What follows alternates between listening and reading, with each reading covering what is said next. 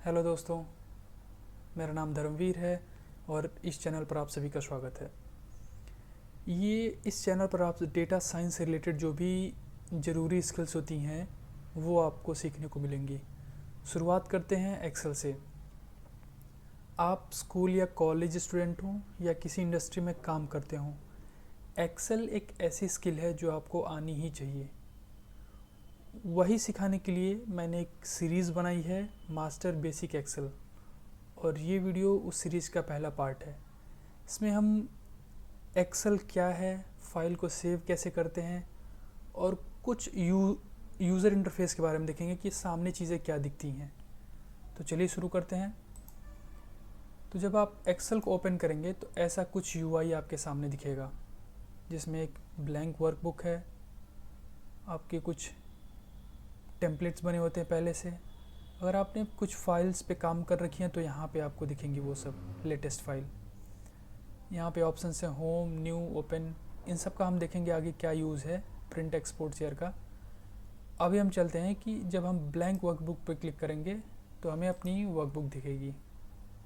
Now कुछ भी काम करने से पहले अच्छी प्रैक्टिस ये होती है कि आप उस फाइल को सेव कर लें, वरना आप मान लीजिए अपना एनालिसिस पूरा काम कर चुके हैं, फाइल सेव करना भूल गए तो कोई काम का नहीं है। इसलिए किसी फोल्डर में उस फाइल को सेव कर लेते हैं। सेव करने के लिए आपको फाइल पर क्लिक करना है, और अगर पहली बार फाइल सेव कर रहे हैं तो सेव एज पर क्लिक करेंगे, और फाइल सेव होने के बाद आप दोबारा ओपन करते हैं, उनमें कुछ चेंजेस करते हैं, तो फिर डायरेक्टली आप सेव पर क्लिक कर सकते हैं। अभी के लिए हम पहली बार सेव कर रहे हैं तो सेव एज पर क्लिक करेंगे। ब्राउज़ करिए कि आपको लोकेशन पे कहाँ सेव करना है। मैं डेस्कटॉप पर सेव करूँगा। मैंने एक फ़ोल्डर बनाया है, मास्टर बेसिक एक्सेल MBE। मैं नेम दूंगा MBE master basic excel part 1। ठीक है, अब जान लेते हैं कि यहाँ पे इतनी सारी इन्फॉर्मेशन है, उसमें से हमारे पास ज़रूरी कितनी है। ये जो ऊपर होम, इंसर्ट, डेटा, इन्हें हम कहते हैं टैब्स।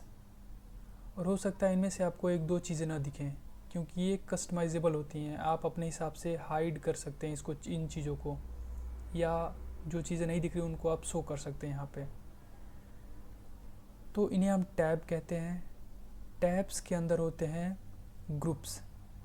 जैसे अभी हम होम टैब पर हैं, होम टैब के अंदर क्लिपबोर्ड एक ग्रुप है, फॉन्ट एक ग्रुप है, अलाइनमेंट एक ग्रुप है, और ग्रुप के अंदर होते हैं कमांड्स या टूल्स।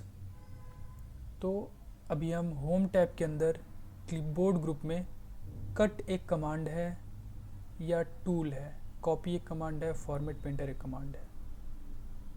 ठीक है, तो मोस्टली जो हमारे डे टू डे टास्क होते हैं बेसिक, उसमें हमें होम टैब, इंसर्ट और व्यू से, मतलब स्टार्टिंग के 4 हैं, होम, इंसर्ट, डेटा, व्यू। इन चारों से हमारा daily to day basis task हो जाता है, अगर हमें कुछ चीज़ एडवांस नहीं करनी है तो। हम फोकस भी इन्हीं 4 टैब पर करेंगे। और जैसे हम जब मैं सेकंड सीरीज़ लॉन्च करूँगा मास्टर एडवांस एक्सेल, उसमें हम एडवांस चीज़ें सीखेंगे। ठीक है, अब जो चीज़ें वर्टिकल हैं, ABCD, जितनी चीज़ें अल्फ़ाबेट्स में दी हुई हैं, इन्हें हम कहते हैं कॉलम। वर्टिकल चीज़ें कॉलम होती हैं। जो हॉरिजॉन्टल में दिया हुआ है, जैसे नंबरिंग जो है 1 2 3, इन्हें हम कहते हैं रोज़। ठीक है, और जो रोज़ और कॉलम के इंटरसेक्शन, मतलब जहाँ दोनों क्रॉस करते हैं, एक दूसरे से मिलते हैं, उन्हें हम कहते हैं, उस चीज़ को हम कहते हैं सेल।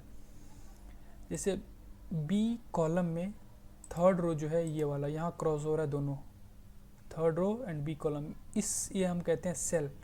और इस सेल का नेम क्या होगा, B3। ठीक है, और हमें पता कैसे चलेगा कि जो सेल है उसका नेम क्या है। हम बार बार मैच तो कर नहीं सकते, इसीलिए हम यहाँ देखेंगे जो है नेम बॉक्स। नेम बॉक्स में जो एक्टिव सेल होता है, एक्टिव सेल मतलब अगर हम कुछ भी टाइप करें तो उसी सेल में इंटर होगा, तो उसे हम एक्टिव सेल कहते हैं। और एक्टिव सेल का नेम हमें नेम बॉक्स में दिखता है। हम किसी सेल को रीनेम भी कर सकते हैं। जैसे इस सेल का नेम है D5, इसे मैं रीनेम करके अगर लिख दूं कि हेलो, ओके, और मैं भूल गया हूँ कि मेरा वो हेलो सेल कहाँ है, मैं सिंपली नेम बॉक्स में जाऊँगा, टाइप करूँगा हेलो, तो डायरेक्ट मुझे D5 में लेके चला जाएगा। ठीक है, अब हम देखते हैं कि जो कर्सर है वो कितने टाइप की होती हैं।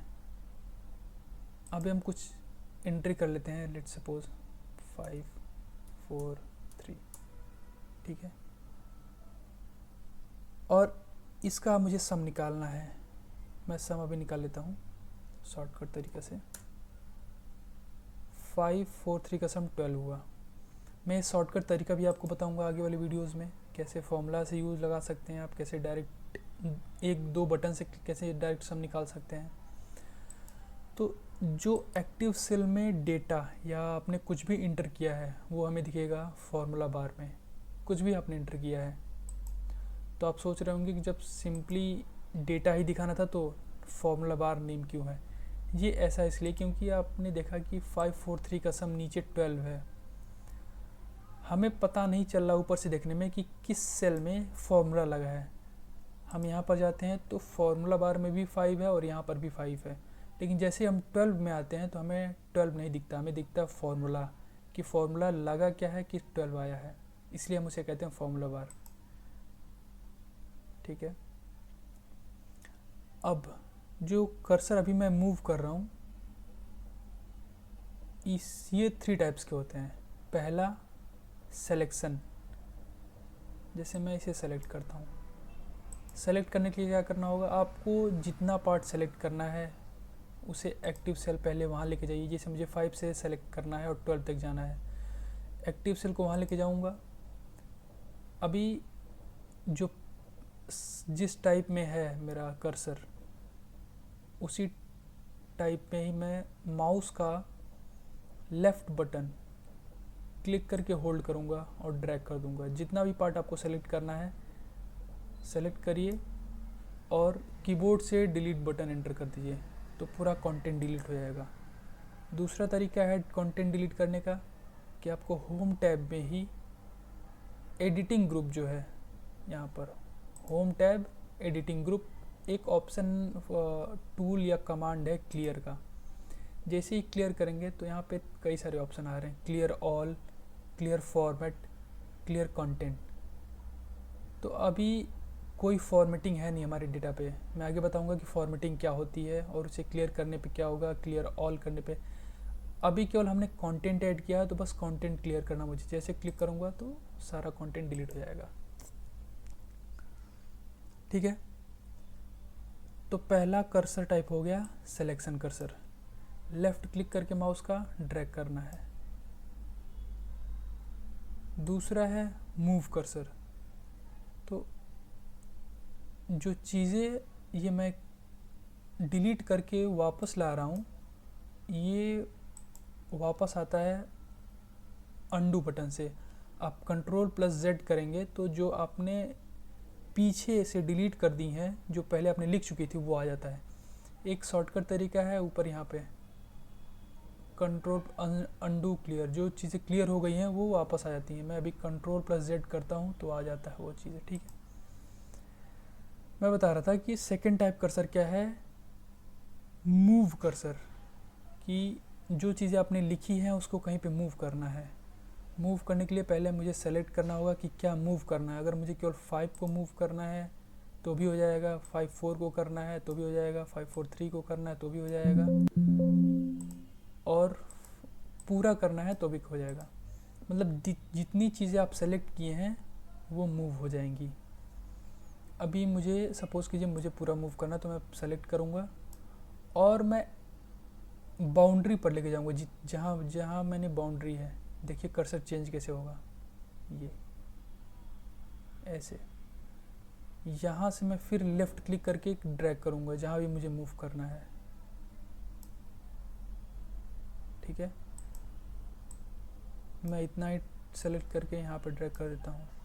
मुझे केवल 5 4 करना है तो भी मैं कर सकता हूँ, ठीक है।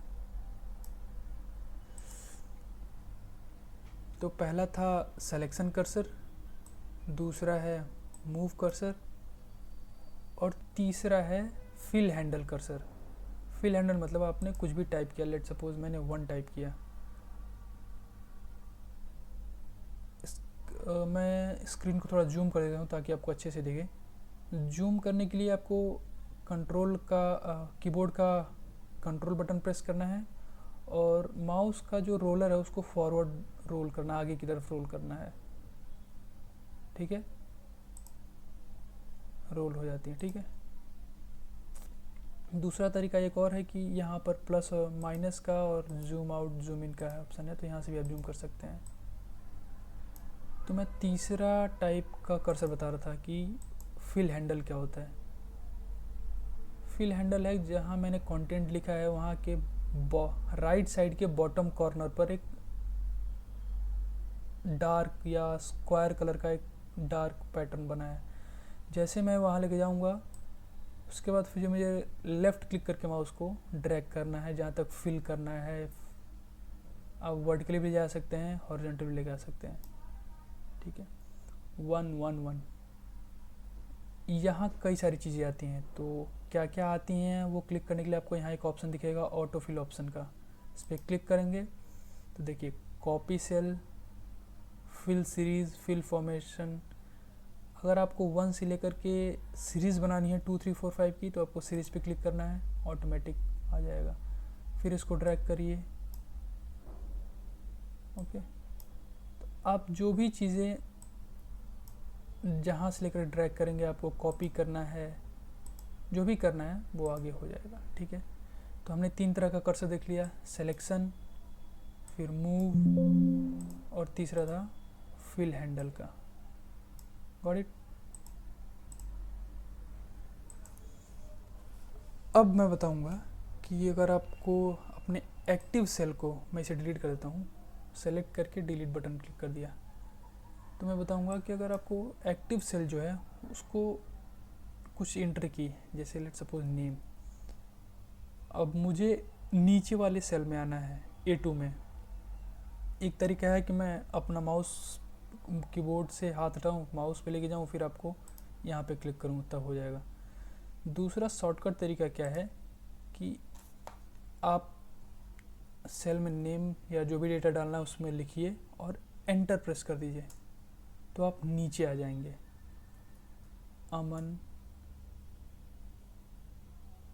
बॉबी, चंद्र, देव, ठीक है। अब मुझे राइट साइड जाना है तो क्या करना है, एक तरीका है माउस को वहाँ पर एक्टिव सेल पर जाइए, क्लिक करिए। दूसरा तरीका है कि आप टैब प्रेस करिए, जैसे मुझे सब्जेक्ट के नेम लिखने आ गए, मैं टैब प्रेस किया, लिख दिया maths, physics, chemistry, biology, social science, ठीक है। अब मैं नेक्स्ट वीडियो में आपको बताऊंगा कि इस टेबल को फॉर्मेट कैसे करते हैं। जैसे आपने सोशल साइंस लिखा तो साइंस जो है आधा पार्ट F कॉलम में है, आधा G कॉलम में है, तो इसको फॉर्मेट कैसे करते हैं, शॉर्टकट तरीका क्या है और किन किन तरीक़ों से हम फॉर्मेट कर सकते हैं। तो अगर आपको इस वीडियो में कुछ भी सीखने को मिला है तो चैनल को सब्सक्राइब करिए। ऐसे ही हम इस सीरीज़ को आगे बढ़ाएंगे और आपको बेसिक से एडवांस तक लेके जाएंगे। Thank you.